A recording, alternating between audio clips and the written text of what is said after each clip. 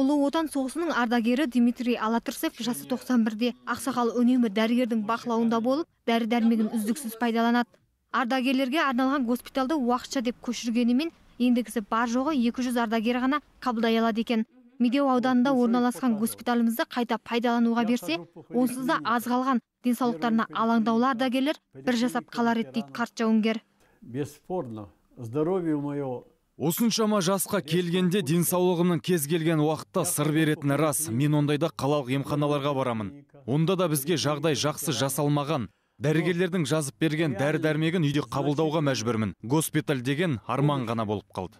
Бүгін Ұлы отан, ауған соғысы, Чернобыль ардагерлері, сондай-ақ Семей полигонына қатысушылар дәл осы госпиталь мәселесіне қатысты наразылық білдірді. Айтуларынша, олар денсаулық сақтау министрлігіне әр жылда госпиталь мәселесіне орай сұраным жіберіп, үнемі мәселені қарастырып жатырмыз деген бір ғана жауап алады екен. Бұл жерде бір шатақтың бар екенін біз білеміз. Бір мәселенің шешілмей жатқанын біз білеміз.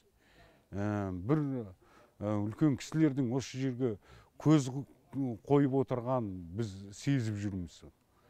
Неге десеңіз, міне 2010 жылдан бері қарай бүгінге дейін еш нәрсе істелінбеді.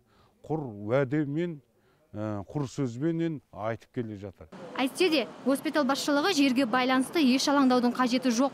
Мемлекет меншігіндегі госпиталға тиесілі жер телімі ешкімнің уысына түспейді дейді. Сондай-ақ ардагерлердің емделуі үшін бір Алматы емес, республиканың барлық аймақтарында жағдай жасалғандығын айтады. Барлығы 461. Міне осы қазірше бізге мұқтажымызға жарап тұр.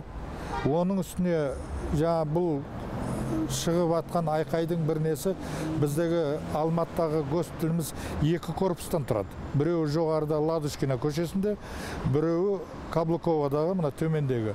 Барлығы 180 орындық госпиталь болатын. 2010 жылы орнына заманауи үлгідегі госпиталь саламыз деп, мына республикалық госпиталды уақытша көшірген. Алайда арада 5 жылға жуық уақыт өтсе де, бұл ғимарат пайдалануға берілмек түгілі жөндеу және құрылыс жұмыстары басталмағанда. Кезінде аумағы 26 гектар болған ауған соғысы мен Ұлы отан соғысы ардагерлеріне арналған республикалық госпиталдың жер көлемі бүгінде 11 гектар ғана. Ал өзінің көрінісі міне көріп тұрғандарыңыздай апатты жағдайда құлауға шақ қап тұр.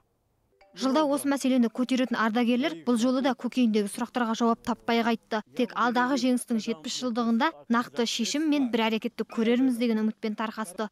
Ақбота Мұсабекқызы, Жанат Абдрахманов, Қазақ Ньюс, Алматы.